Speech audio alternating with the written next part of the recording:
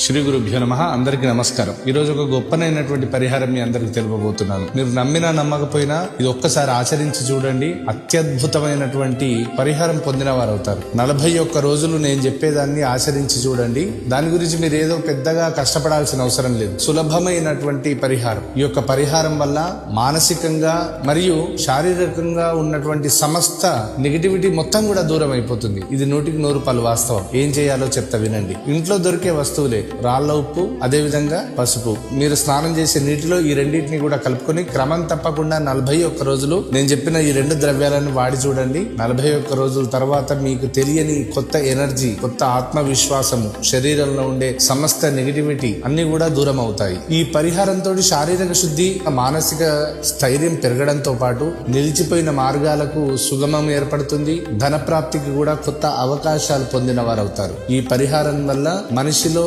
నెమ్మదిగా ఆర్థిక స్థిరత్వం కూడా పెరుగుతుంది. 41 రోజుల తర్వాత తిరిగి నాకు ఎలాంటి పరిస్థితి ఉందో కామెంట్ లో తెలియజేయండి, లేకుంటే DM చేయండి. శారీరకంగా ఎనర్జీ లేకపోవడం, నిస్సహాయతతో ఉండడం, ఇలాంటి పరిస్థితులు ఎదుర్కొన్న వారందరికీ కూడా మన వీడియోని తప్పకుండా షేర్ చేయండి. సర్వే జనా సుఖినో భవంతు. నమస్తే.